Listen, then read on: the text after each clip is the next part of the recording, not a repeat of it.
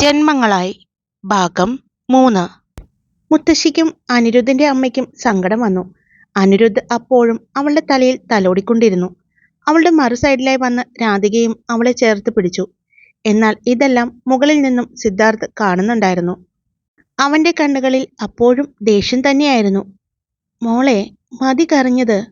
വാ, മോള് കുറച്ചു നേരം ഒന്ന് വിശ്രമിക്ക്, അനിരുദ്ധിന്റെ അമ്മ പറഞ്ഞു. രാധികെ, അവളെ എൻ്റെ റൂമിലേക്ക് കൊണ്ടുപോ, മുത്തശ്ശി പറഞ്ഞു. രാധിക അവളെയും കൊണ്ട് മുത്തശ്ശിയുടെ റൂമിലേക്ക് പോയി. അവളെ അവിടെയുള്ള സോഫയിൽ ഇരുത്തി.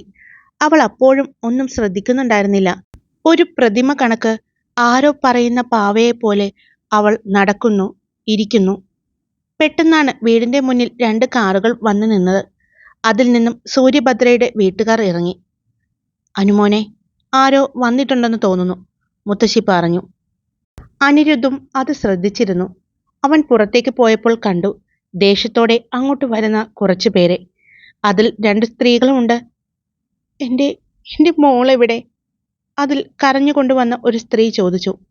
അത് സൂര്യഭദ്രയുടെ അമ്മയാണെന്ന് അനിരുദ്ധിന് തോന്നി. ഭദ്ര അകത്തുണ്ട്, വരൂ, ചെറിയൊരു പുഞ്ചിരിയോടെ അനിരുദ്ധ് അവരെ വിളിച്ചു. എന്നാൽ അവരുടെ മുഖമെല്ലാം ദേഷ്യം കൊണ്ട് വലിഞ്ഞു മുറുകിയിരിക്കായിരുന്നു. സ്ത്രീകൾ 2 പേരും കരയുന്നുണ്ട്.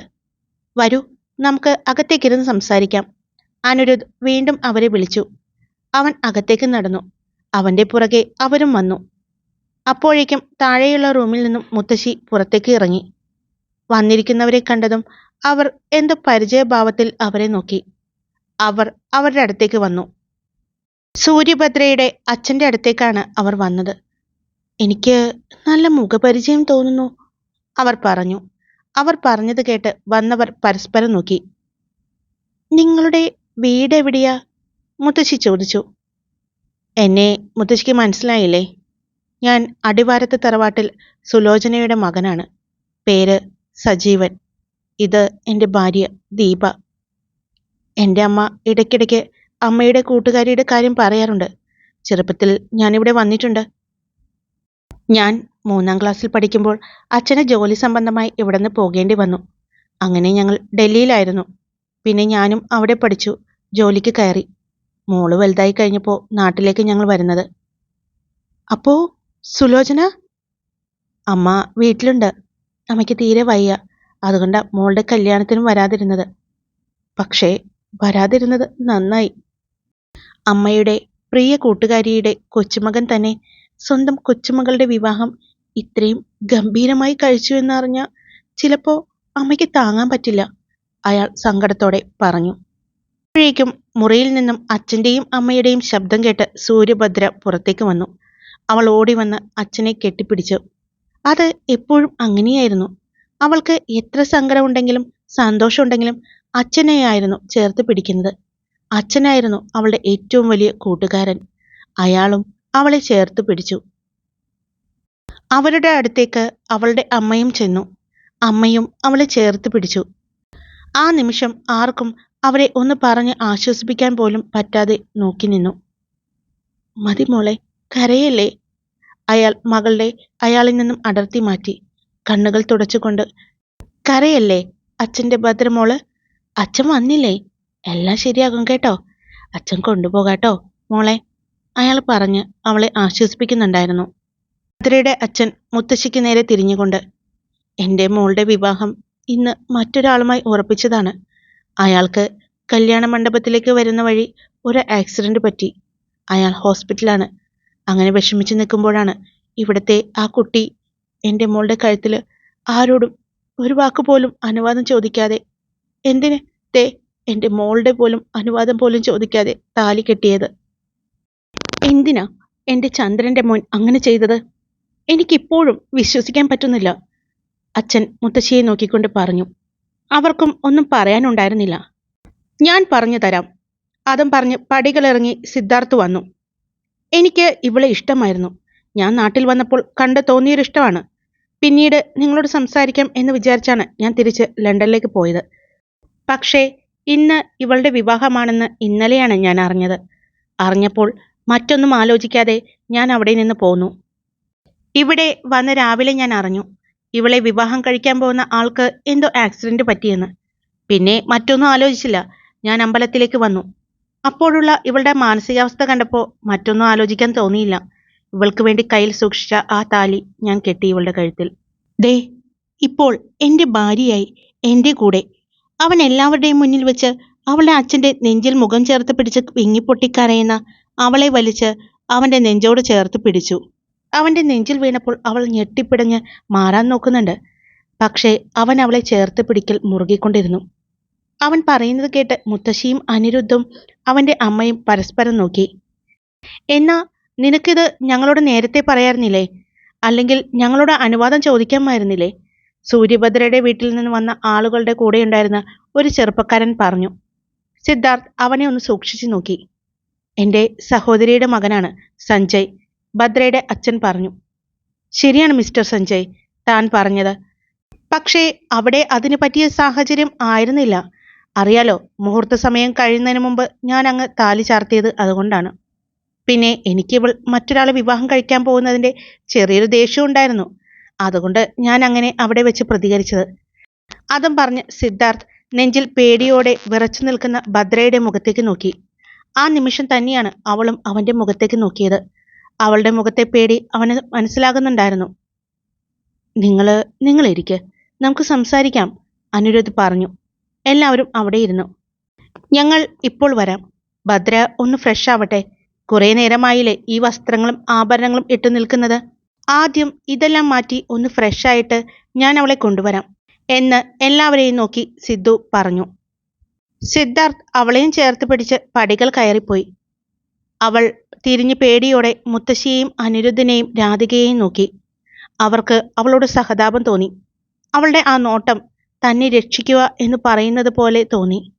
എന്നാൽ സിദ്ധാർത്ഥ് അവളെ ബലമായി റൂമിലേക്ക് കൊണ്ടുപോയി. മുകളിലെ ഒരു റൂമിന്റെ വാതിൽ തുറന്നു. അവളെ അതിലേക്ക് തള്ളി. അവൾ ആ റൂമിന്റെ ബെഡിലേക്കാണ് വീണത്. അവൻ വാതിലടച്ച് കുറ്റിയിട്ട് തിരിഞ്ഞു നിന്നു. അവളെ നോക്കി. പേടിയോടെയും വെപ്രാളത്തോടെയും അവൾ എഴുന്നേറ്റ് നിന്നു. നീ എന്താ വിചാരിച്ചത്? നിന്റെ വീട്ടുകാർ വന്ന് നിന്നെ അങ്ങ് രക്ഷിച്ചു കൊണ്ടുപോകുമെന്നോ? എൻ്റെ കയ്യിൽ നിന്നും നിന്നെ ആരും രക്ഷിക്കില്ല. അങ്ങനെ രക്ഷിക്കണമെങ്കിൽ എൻ്റെ അനിയൻ വരണം. അവൻ വരാനുള്ള കാത്തിരിപ്പിലാണ് ഞാൻ. അവന് മാത്രമേ നിന്നെ എൻ്റെ കയ്യിൽ നിന്നും രക്ഷിക്കാൻ പറ്റൂ. അതുകൊണ്ട് അതിനുവേണ്ടി നീ നന്നായി പ്രാർത്ഥിക്ക്. അതുവരെ ഇവിടെ, ഈ വീട്ടിൽ, ഈ മുറിയിൽ നീ ഉണ്ടാകും. നിന്റെ വീട്ടുകാരുടെ മുന്നിൽ നല്ലൊരു ഭർത്താവായി ഞാൻ അഭിനയിക്കാൻ പോവുകയാണ്. അത് അവൻ പറഞ്ഞപ്പോൾ അവൾ മുഖമുയർത്തി ഒരു ഞെട്ടലോടെ അവനെ നോക്കി. എന്തിനാണെന്നറിയോ? ഞാൻ അവർക്ക് മുന്നിൽ നല്ല സ്നേഹസമ്പന്നനായ ഭർത്താവും മരുമകനുമാകും. അതിനുശേഷം എൻ്റെ അനിയൻ വരില്ലേ? അപ്പോൾ നീ എന്നെ വിട്ട് എൻ്റെ അനിയനെ സ്നേഹിക്കുന്നു, എന്നെ വഞ്ചിക്കുന്നു. അതായിരിക്കും നിനക്ക് അവരുടെ മുന്നിലുള്ള ചിത്രം. അതോടുകൂടി അവരും നിന്നെ വെറുക്കും. അവൻ പറയുമ്പോൾ എല്ലാം ഞെട്ടലിലൂടെ തന്നെയാണ് അവൾ കേട്ടുനിന്നത്. ഞാനൊന്നും തെറ്റായിട്ട് ചെയ്തിട്ടില്ല, അവൾ പതിയെ പറഞ്ഞു. ഇല്ലേ? നീ ഒന്നും തെറ്റായിട്ട് ചെയ്തില്ലേ? ഒരു തെറ്റും ചെയ്യാത്ത എൻ്റെ അനിയനെ ആർക്കു വേണ്ടിയാ നീ ജയിലിൽ കയറ്റിയത്? എൻ്റെ ആളുകൾ നിന്റെ മുന്നിൽ വന്ന് എത്ര തവണ യാചിച്ചു മൊഴി മാറ്റി പറയാൻ, അല്ലെങ്കിൽ മൊഴി പറയാതിരിക്കാൻ. അപ്പോൾ നീ എന്താ പറഞ്ഞേ? അവൻ്റെ ഏട്ടൻ്റെ കയ്യിൽ പൂത്ത പണമുണ്ടെങ്കിൽ അത് അയാളുടെ കയ്യിൽ തന്നെ ഇരിക്കുകയുള്ളൂ. അതിൻ്റെ അഹങ്കാരവും ധാർഷ്ട്യവും തീർക്കാൻ ഈ സൂര്യഭദ്രയുടെ അടുത്തേക്ക് വരരുത് എന്നല്ലേ? ദേ, ഞാൻ വന്നിരിക്കുന്നു. നിനക്ക് എന്താ ചെയ്യാൻ പറ്റുക എന്ന് വെച്ചാൽ നീ ചെയ്യ. നീ പറഞ്ഞ അവൻ്റെ ഏട്ടനാണ് ഞാൻ. നീ പറഞ്ഞ അഹങ്കാരവും ധാർഷ്ട്യവുമുള്ള അവൻ്റെ ഏട്ടൻ. എന്നെ ഉപദ്രവിക്കരുത്. ഞാൻ തെറ്റൊന്നും ചെയ്തിട്ടില്ല. അവിടെ നടന്നത് എന്താണെന്ന് നിങ്ങൾക്ക് അറിയാൻ പാടില്ലാത്തത് കൊണ്ടാ. അവൾ എന്തൊക്കെയോ പറയാൻ ശ്രമിച്ചു. പക്ഷേ അവൻ അതിനെ സമ്മതിക്കാതെ തടഞ്ഞു. എനിക്ക് ഒന്നും കേൾക്കണ്ട സൂര്യഭദ്ര.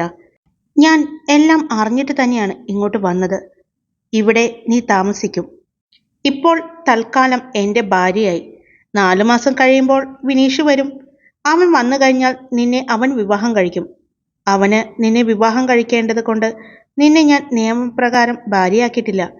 അല്ലെങ്കിൽ പിന്നെ ഡിവോഴ്സ്, അതിനു വേണ്ടിയുള്ള കാത്തിരിപ്പ്, അതൊന്നും വേണ്ട. അവൻ വന്നു കഴിഞ്ഞാൽ നീ അവൻ്റെ ഭാര്യയായി കഴിയുമ്പോൾ തന്നെ അവൻ്റെ നിരപരാധിത്വം ആളുകൾക്ക് ബോധ്യമാകും. കാരണം അവനെതിരെ സാക്ഷി പറഞ്ഞ നീ തന്നെ അവനെ വിവാഹം കഴിച്ചിരിക്കുന്നു. പറഞ്ഞു പോയ തെറ്റിൻ്റെ കുറ്റബോധം കൊണ്ടാണ് എന്നെല്ലാവരും കരുതും. അങ്ങനെ എൻ്റെ അനിയനെ ലോകം അംഗീകരിക്കും. അല്ലാതെ അവനെ എത്ര ജയിലിൽ നിന്നും ഞാൻ ഇറക്കിക്കൊണ്ടുവന്നാലും, നിരപരാധിയാണെന്ന് കാണിച്ചാലും, എത്ര പണം ഞാൻ വാരിയെറിഞ്ഞാലും അവന് ആ ചീത്തപ്പേര് മാറില്ല. മാറണമെങ്കിൽ അവനെ ജയിലിലാക്കിയ അവൾ തന്നെ അവൻ്റെ കൂടെ വേണം. സിദ്ധാർത്ഥ് പറഞ്ഞു. പിന്നെ വളരെ പ്രധാനപ്പെട്ട ഒരു കാര്യം ഞാൻ പറയാം. നീ ഇനി അച്ഛനോടും അമ്മയോടും സത്യങ്ങളെല്ലാം പറഞ്ഞ് അവരുടെ കൂടെ പോകാൻ നോക്കിയാൽ. അവൻ അവളുടെ മുഖത്തേക്ക് നോക്കി ചിരിച്ചുകൊണ്ട് ബാക്കി പറഞ്ഞു. നിന്നെ ഇന്ന് വിവാഹം കഴിക്കാൻ വന്ന ആ പയ്യനില്ലേ, ഞാൻ മനഃപൂർവ്വം ഉണ്ടാക്കിയ അപകടമാണ് അവന്. എന്താ എന്താ അവളിൽ നിന്നും ആ ശബ്ദം പുറത്തേക്ക് വന്നു. അതേടി, എൻ്റെ ആളുകൾ അവനോട് കുറേ പ്രാവശ്യം പറഞ്ഞു ഈ വിവാഹത്തിൽ നിന്നും പിന്മാറാൻ. അവൻ സമ്മതിക്കാതെ വന്നപ്പോൾ നേരിട്ട് ഞാൻ ഫോണിൽ വിളിച്ച് അവനോട് സംസാരിച്ചു. അപ്പോഴും അവൻ പിന്മാറില്ല. അതുകൊണ്ടല്ലേ ഞാൻ UK നിന്നും ഇങ്ങോട്ട് പോകുന്നത്. ഞാൻ അവനോട് ഒരുപാട് പ്രാവശ്യം പറഞ്ഞു എന്നെ അങ്ങോട്ട് വരുത്തരുത്, വരുത്തിയാൽ അത് നിനക്ക് നല്ലതിനല്ല എന്നെല്ലാം. എവിടെ അവൻ കേൾക്കാൻ? അവന് നിന്നോട് അസ്ഥിക്ക് പിടിച്ച പ്രണയായിരുന്നു. നിനക്കും ഒരു ഇഷ്ടമുണ്ടായിരുന്നു അല്ലേ? നിന്റെ കൂട്ടുകാരിയുടെ ഏട്ടനല്ലേ? അതുകൊണ്ടല്ലേ എത്ര വിവാഹാലോചനകൾ മുടങ്ങി. അവസാനം നിന്നെ ഇഷ്ടമാണെന്നും വിവാഹം കഴിക്കാൻ താല്പര്യമുണ്ടെന്നും പറഞ്ഞു അവൻ നിന്റെ അച്ഛനെ വന്ന് കണ്ടപ്പോൾ അവന്റെ മരണം അവൻ എരന്ന് വാങ്ങുകയായിരുന്നു. അയ്യോ, അപ്പോ അവൾ പറഞ്ഞു പൂർത്തിയാക്കുന്നതിന് മുമ്പ്, അയ്യോ നീ പേടിക്കണ്ട, അവൻ അത്ര പെട്ടെന്നൊന്നും മരിക്കില്ല. ചെറിയൊരു ആക്സിഡന്റാണ് ഞാൻ വരുത്തിയിരിക്കുന്നത്. എനിക്ക് പക തീർക്കേണ്ടത് നിന്നോട് മാത്രമാണ്. അതിനിടയിൽ വലിഞ്ഞു കയറി വരാൻ നോക്കി. അതിനുള്ള ചെറിയൊരു ശിക്ഷ മാത്രമാണ് ഞാൻ അവന് കൊടുത്തത്. ഈ കാര്യം ഞാൻ നിനക്ക് ഉറപ്പു തരാം. നിന്റെ വീട്ടുകാരെ ഞാൻ എന്തായാലും ഒന്നും ചെയ്യില്ല. അതിനു പകരം നീ ഇവിടെ നിൽക്കണം, എൻ്റെ ഭാര്യയായി. എല്ലാം തുറന്ന് അച്ഛനോടും അമ്മയോടും പറഞ്ഞ് അവരുടെ ഒപ്പം പോകാമെന്നുള്ള വിചാരം നീ മാറ്റിവെക്കണം. അങ്ങനെ എന്തെങ്കിലും സംഭവിച്ചാൽ ഇന്ന് നിന്നെ വിവാഹം കഴിക്കാൻ വന്ന അവന് പറ്റിയ അപകടമില്ലേ, അത് നിന്റെ ഏറ്റവും പ്രിയപ്പെട്ട അച്ഛന് പറ്റും. പിന്നെ അപ്പോൾ ഇതുപോലെ ചെറിയൊരു അപകടമാവില്ല, ചിലപ്പോൾ ജീവൻ തന്നെ നഷ്ടപ്പെട്ടു പോകുന്ന തരത്തിലുള്ള ഒരു ആക്സിഡന്റ് ആയിരിക്കും സംഭവിക്കാൻ പോകുന്നത്. അയ്യോ വേണ്ട, അവൾ പെട്ടെന്ന് തന്നെ പറഞ്ഞു. എൻ്റെ വീട്ടുകാരെ ഒന്നും ചെയ്യരുത്. ഞാൻ ആരോടും പറയില്ല.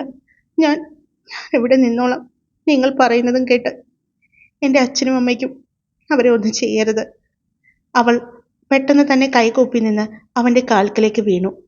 അവൻ അവിടെ അവളുടെ അടുത്ത് തന്നെ താഴെ മുട്ടുകുത്തിയിരുന്നു. ശരി, അപ്പോ നീ ഞാൻ പറഞ്ഞത് കേൾക്ക്. അതിന് ഇപ്പൊ ആദ്യം വേണ്ടത് നീ പോയി ഒന്ന് ഫ്രഷ് ആയിട്ട് വാ. ദാ ആ ബാഗ് കണ്ടോ, അതില് നിനക്കുള്ള വസ്ത്രങ്ങളെല്ലാം ഉണ്ട്. ഡ്രസ്സൊക്കെ മാറി സന്തോഷത്തോടെ വാ. എന്നിട്ട് വേഗം തന്നെ അവരെ യാത്രയാക്കണം. ഒരുപാട് സമയം അവർ എവിടെ ഇരിക്കുന്നത് എനിക്കിഷ്ടമല്ല. മറ്റൊന്നും കൊണ്ടല്ല, എനിക്ക് അവരുടെ മുന്നിൽ വന്ന് സ്നേഹനിധിയായ മരുമകനായി ഒരുപാട് സമയം അഭിനയിക്കാൻ പറ്റില്ല. അവൻ അവളുടെ കവിളിൽ പതിയെ അടിച്ചുകൊണ്ട് പറഞ്ഞു. അവിടെ നിന്നും എഴുന്നേറ്റ് ബാൽക്കണിയിലേക്ക് പോയി. അപ്പോഴും അവൾ കുറച്ചു നേരം തന്നെ അങ്ങനെ ഇരുന്നു. എന്തോ മനസ്സിൽ പറഞ്ഞു ഉറപ്പിച്ച് തീരുമാനിച്ചതുപോലെ അവൾ എഴുന്നേറ്റ് ആ ബാഗിനടുത്തേക്ക് ചെന്നു. അതിൽ നിന്നെല്ലാം എടുത്തു നോക്കി. അതിൽ നിന്നും ഒരു പിങ്ക് കളർ സാരി എടുത്ത് അതിൻ്റെ കൂടെയുള്ള റെഡിമെയ്ഡ് ബ്ലൗസും ഉണ്ടായിരുന്നു. അവൾ അതെല്ലാം എടുത്ത് ഡ്രസ്സിംഗ് റൂമിൻ്റെ ഭാഗത്തേക്ക് ചെന്നു. അവളുടെ സ്വർണ്ണാഭരണങ്ങൾ എല്ലാം ഊരി വെച്ചു. ആ മഞ്ഞച്ചരടിൽ കോർത്ത താലി മാത്രം ഊരി മാറ്റിയില്ല. അതിനുശേഷം വാഷ്റൂമിലേക്ക് കയറി. മോഡേൺ രീതിയിൽ തീർത്ത വലിയ ബാത്റൂമായിരുന്നു. അവൾ അതിലെ മിററിലേക്ക് ഒന്ന് നോക്കി. അവളുടെ മുഖത്തേക്ക് നോക്കിയപ്പോൾ തന്നെ അവൾക്ക് പുച്ഛമാണ് തോന്നിയത്. ഒരുപാട് കാത്തിരുന്ന് ആഗ്രഹിച്ച വിവാഹ ദിവസം. അവൾ അവളുടെ മുഖത്തേക്ക് തന്നെ നോക്കിക്കൊണ്ട് പറഞ്ഞു. പിന്നെ കഴുത്തിൽ കിടക്കുന്ന ആ മഞ്ഞച്ചരടിലേക്കും അതിനറ്റത്ത് കിടക്കുന്ന ആ താലിയിലേക്കും അവൾ നോക്കി. ഇതെനിക്ക് എൻ്റെ കഴുത്തിൽ കിടന്ന് പൊള്ളുന്നത് പോലെയാണ് തോന്നുന്നത്. പക്ഷെ അഴിച്ചു മാറ്റാനും മനസ്സ് സമ്മതിക്കുന്നില്ല. അല്പസമയം കൂടി കണ്ണാടിയിൽ തന്നെ നോക്കി നിന്നതിന് ശേഷം അവൾ ഷവറിനടുത്തേക്ക് ചെന്നു. ഷവർ തുറന്നു. വെള്ളം വീഴുമ്പോൾ ശരീരം തണുക്കുന്നുണ്ടെങ്കിലും മനസ്സ് അപ്പോഴും ചുട്ടുപൊള്ളുന്നത് പോലെ അവൾക്ക് തോന്നി. കുറച്ചു നേരം കഴിഞ്ഞ് അവൾ ഫ്രഷായി ഡ്രസ്സ് മാറി പുറത്തേക്ക് വന്നു. അവൾ റൂമിൽ വരുമ്പോൾ ആരും ഉണ്ടായിരുന്നില്ല. മുടി നന്നായി തുടച്ച് ടവൽ അവിടെയുള്ള ഒരു ചെയറിൽ വിരിച്ചിട്ടു. മുടി വെറുതെ വിടർത്തിയിട്ടു. അപ്പോഴാണ് ബാൽക്കണിയിൽ നിന്നും വരുന്ന സിദ്ധാർത്ഥിനെ കാണുന്നത്. അവൻ അവളുടെ അടുത്തേക്ക് വന്നു. പോകാം, താഴെ നമ്മളെ കാത്ത് നിന്റെ വീട്ടുകാർ ഇരിക്കുന്നുണ്ട്. ചിരിച്ച് വേണം താഴേക്ക് വരാൻ. ഞാൻ പറഞ്ഞ കാര്യം മനസ്സിൽ വെച്ചാൽ മതി കേട്ടോ. അപ്പോ തുടങ്ങുകയല്ലേ നമ്മുടെ അഭിനയം. നമ്മുടെ അഭിനയം നിന്റെ വീട്ടുകാരുടെ മുന്നിൽ മാത്രം മതി കേട്ടോ. ഇവിടെ എല്ലാവർക്കും എല്ലാം അറിയുന്നത് കൊണ്ട് അഭിനയിക്കേണ്ട എന്ന് പറഞ്ഞ് അവൻ മുന്നേ നടന്നു. പിന്നെ പെട്ടെന്ന് എന്തോ ഓർത്തതുപോലെ അവിടെ നിന്നു. അവൻ നിൽക്കുന്നത് കണ്ടതും അവളും അവിടെ നിന്നു. അവൻ തിരിഞ്ഞ് അവളെ നോക്കി. കുളി കഴിഞ്ഞ് അതുപോലെ തന്നെ ഇറങ്ങി വന്നിരിക്കുകയാണ്. തലമുടി മാത്രം വിടർത്തിയിട്ടിട്ടുണ്ട്. അവൻ അവളുടെ ആ ബാഗിനടുത്തേക്ക് ചെന്നു. അത് തുറന്നു. അതിൽ നിന്നും ഒരു വലിയ ബോക്സ് എടുത്ത് ആ ബോക്സ് അവൾക്ക് നേരെ കൊടുത്തു. അതിൽ ഒരു പെൺകുട്ടി ഉപയോഗിക്കുന്ന എല്ലാത്തരം മേക്കപ്പ് ഐറ്റംസും ഉണ്ടായിരുന്നു. ഇതാ, ഇതിൽ നിന്നും നിനക്ക് ആവശ്യമുള്ളത് ഉപയോഗിക്കാം, എന്നിട്ട് താഴേക്ക് പോകാം, അവൻ പറഞ്ഞു. ആ ബോക്സ് അവളുടെ കയ്യിലേക്ക് ബലമായി വെച്ചു കൊടുത്തു. അവൾ അതിലേക്ക് നോക്കി നിന്നു. ചെല്, വേഗം വേണം, എന്നിട്ട് അവരെ വേഗം പറഞ്ഞുവിടാനുള്ളതാണ്, അവൻ പറഞ്ഞു. അവൾ ആ ബോക്സുമായി ഡ്രസ്സിംഗ് ടേബിളിനടുത്തേക്ക് ചെന്നു. അത് അവിടെ വെച്ച് തുറന്നു നോക്കി. എല്ലാം വിലപിടിപ്പുള്ള മേക്കപ്പ് ഐറ്റംസ് ആണെന്ന് അവൾക്ക് മനസ്സിലായി. എന്നാൽ അവൾ അതിൽ നിന്നും ഒരു ചുവന്ന പൊട്ട് മാത്രം എടുത്ത് നെറ്റിയിൽ തൊട്ടു. അവൾ ചെയ്യുന്നത് നോക്കി അവൻ അവിടെ നിൽക്കുന്നുണ്ടായിരുന്നു. പൊട്ട് തൊട്ടതിനു ശേഷം അവൾ അവൻ്റെ അടുത്തേക്ക് വന്നു. പോകാം, അവൾ പറഞ്ഞു. ഇത്രയുള്ളൂ നിന്റെ ഒരുക്കം? മതി, അവൾ പറഞ്ഞു. അവൻ ഡ്രസ്സിംഗ് ടേബിളിനടുത്തേക്ക് നടന്നു. അവിടെ ഉണ്ടായിരുന്ന ഒരു സിന്ദൂരച്ചെപ്പ് എടുത്തു. അതുമായി അവളുടെ അടുത്തേക്ക് വന്നു. അത് കണ്ടതും അവളുടെ നെഞ്ച് ഇടിക്കാൻ തുടങ്ങി. അവളുടെ നെഞ്ചിടിപ്പ് പുറത്തേക്ക് കേൾക്കുമെന്ന് പോലും അവൾക്ക് തോന്നി. അവൻ അത് തുറന്നു. അവളുടെ നെറ്റിയിലേക്ക് തൊടാൻ പോയതും പെട്ടെന്ന് അവൻ്റെ കയ്യിൽ കയറി അവൾ പിടിച്ചു. വേണ്ട, അവൾ അവനെ തടഞ്ഞുകൊണ്ട് പറഞ്ഞു. അത് കേട്ടതും അവൻ്റെ കണ്ണുകൾ കുറുകി അവളെ നോക്കി. എന്തൊക്കെ തന്നെയായാലും നിങ്ങളുടെ അനിയന് കൊടുക്കാൻ വേണ്ടി സൂക്ഷിച്ചിരിക്കുന്ന ഒരു കളിപ്പാട്ടമല്ല ഞാൻ. അപ്പോ ഈ അവകാശമെങ്കിലും അയാൾക്ക് കൊടുത്തേക്ക്, അവൾ അവൻ്റെ കണ്ണുകളിലേക്ക് നോക്കി വാശിയോടെ പറഞ്ഞു. അത് കേട്ടതും അവനൊന്ന് ഞെട്ടിയെങ്കിലും അത് പുറമേ കാണിക്കാതെ അവൻ്റെ കൈകൾ താന്നു. അവനത് അവിടെ തന്നെ തിരികെ വെച്ചുകൊണ്ട് നടന്നു. അവൻ്റെ പുറകിൽ അവളും ഇറങ്ങിച്ചെന്നു. താഴേക്ക് പടികൾ ഇറങ്ങി വരുന്ന സിദ്ധുവിനെയും അവൻ്റെ പുറകെ വരുന്ന സൂര്യയെയും എല്ലാവരും നോക്കി. അവൾ താഴെ വന്നതും അമ്മയും ചെറിയമ്മയും അവളുടെ അടുത്തേക്ക് ചെന്നു. അറിയാലോ, 3 ദിവസം അവധിയാണ്. ഇവിടെ കുട്ടികളുണ്ടാവും. എനിക്ക് അതിൻ്റെതായ തിരക്കുകളും കാര്യങ്ങളും എല്ലാം ഉണ്ട്. അപ്പോൾ വീഡിയോ എന്തായാലും ഞാൻ അപ്ലോഡ് ചെയ്തിരിക്കും. സമയം എന്തായാലും മാറും. ചിലപ്പോൾ ഉറപ്പായിട്ടും ലേറ്റ് ആവും, നന്നായിട്ട് തന്നെ. അപ്പോൾ അങ്ങോട്ടും ഇങ്ങോട്ടൊക്കെ സമയം ചേഞ്ച് ആയാലും വീഡിയോ എന്തായാലും അപ്ലോഡ് ചെയ്തിരിക്കും. അപ്പോൾ നിങ്ങൾക്ക് ഇഷ്ടപ്പെടുകയാണെങ്കിൽ ലൈക്ക് ചെയ്യുക. പിന്നെ നിങ്ങളുടെ അഭിപ്രായങ്ങൾ കമൻ്റായിട്ട് പറയുക. പിന്നെ സബ്സ്ക്രൈബ് ചെയ്യാൻ മറക്കരുത് കേട്ടോ കൂട്ടുകാരെ. Love you all. It's me Karthika.